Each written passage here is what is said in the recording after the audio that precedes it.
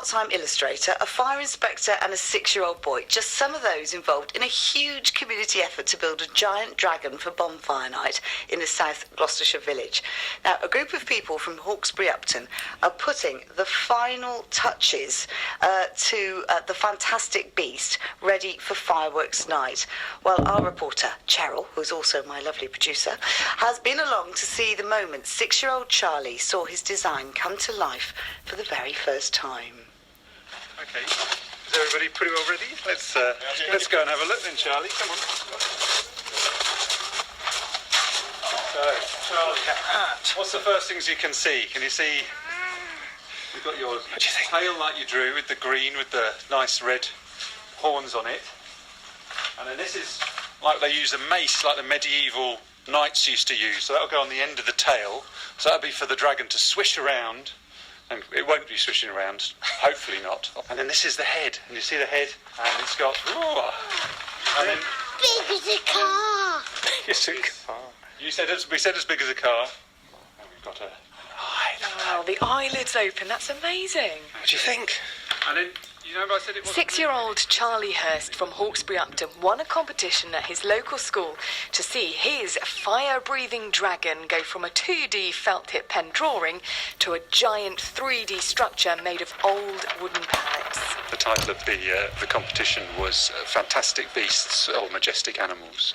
We gave them a little bit of guidance because I said to them, if you draw me as something like a vampire flamingo, it'll look great, but it's going to be properly hard to build. James Nichols, who's on the bonfire committee, is the team's deputy artist, after Charlie, of course. He's responsible for setting out how they'd lift Charlie's idea from the page to the playing field. Charlie's design was actually so good that we had a very clear idea of what he wanted from things like the head shape, but it was really just a head shot. So we needed to work out how to make approximately a 10-metre wide, 4-metre high wooden dragon. So we worked on the idea of expanding the head and really putting lots of detail into that and making that a focal point. Andrew Musty came up with the whole idea of big elaborate bonfires back in 2009. It's always very difficult to interpret and design what a 6-year-old, or a 5-year-old in fact, has come up with. What we really liked about your bonfire dragon design this year was your instructions. You said it needs to be flat on the bottom to stand up. It needs to be fat, but not thin. You'll need sticks of wood in the dragon's mouth to hold the flames. Paint it like my picture and make it scary. Fiona is Charlie's mum. It's amazing. They've done an incredible job putting it into reality, and I'm really proud of him because he's not the sort of child that will sit and be diligent over his homework normally, but he spent about a week on this. Wow, is he normally that artistic? Yeah, art's one of his strongest subjects at school. He loves art. It's the 8th year the team have made such a fantastic bonfire. The artistic bits are made in John's garage. Year 1 was fairly boring. Year 2, we built a castle, and people seemed to enjoy it. So we've sort of gone ever upwards from then on. We've built a replica of the Matthew from Bristol Harbour, Tower Bridge, and then we had Hawkesbury Express a couple of years ago, which was rather a fine steam locomotive with working wheels, sounds, and steam coming out of the chimney. Your background is fire safety. Fire safety at an event like this with lots of villagers turning up is bound to be quite important. It is. I mean, we're all involved in that. We've done the appropriate risk assessments, and we've got the appropriate safety precautions and first aid, That's what I'd like to hear. My name's Mike Edwards. I'm from Hawkesbury Upton, and my involvement in the event has been very much over the last few years. I'm relatively new to the village. It's been a fantastic time. It's one of those events that's a real standout event. When you moved to Hawkesbury Upton, did you ever think you'd be building a giant dragon and that would be taking up quite a lot of your spare time? No, definitely not, but I love it nonetheless. You've got hundreds of pallets piled up in an enormous heap at the village hall. Where do they all come from and who gives them to you? They come from various people from within the village, from people who have had some building work perhaps done and they've got leftover material from there. On the Saturday we have a load of the villagers come down and we start to move all of that lot into place, and yeah, our thanks just go out to those kind of people as well. Get give everyone up their working. Time. Absolutely, yeah. That would be a good one for the tail. You can hear a lot of work in the background since we're getting started. It's going to be quite a long day for you, isn't it? Yeah, we can only build until the sun goes down, and then we'll regroup tomorrow and get it finished off. Yeah. You definitely get it done on time. It'll definitely be done on time. And with Charlie's instructions in hand, the team have a very busy day ahead. But I'd say there's one pretty crucial thing that they need to keep in mind. Make it look scary. Oh, absolutely lovely. Well done to 6-year-old Charlie Hurst, whose dragon design has been built as a giant structure by a team ready to be burnt on bonfire night. Fantastic. Well done, Hawkesbury Upton. Well done, Charlie. Talking of bonfire and fireworks, Martin Evans, morning to you. Good morning, Ali. Did you save the day, you and John, at Down End for the big display last night? Sort of. It was a wonderful event. I mean, there was about 12,000 people there. We had Bristol Samba playing, we had live music, then the fireworks started for about 40 seconds, and then I think there was a wire loose or something. So anyway, it just went black, and the music stopped. I was like, oh no.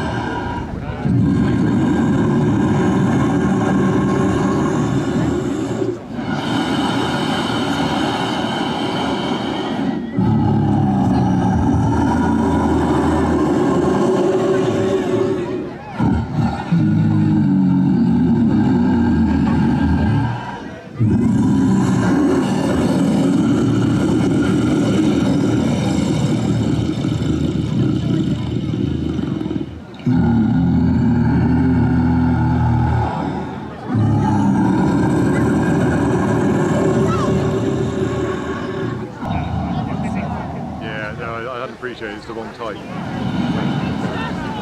it's the wrong type. No. Yeah.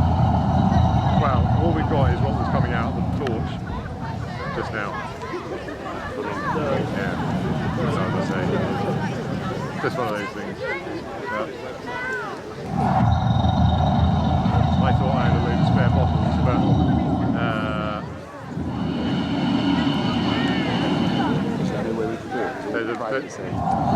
wow. Yeah, no, it's the wrong fixing, yes, on the blow lamp thingy.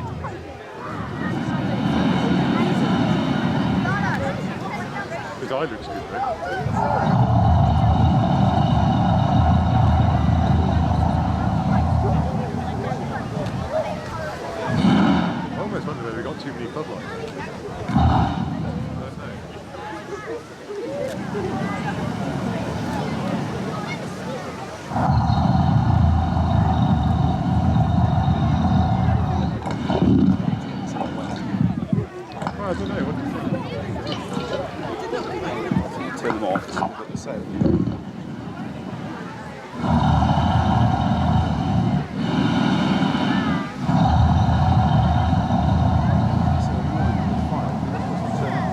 can have it as the last trickle wheel.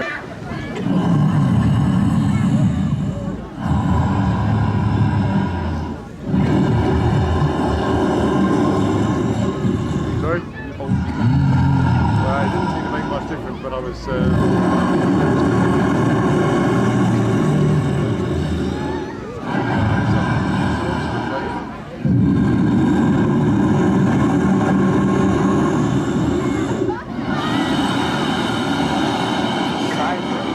Sorry?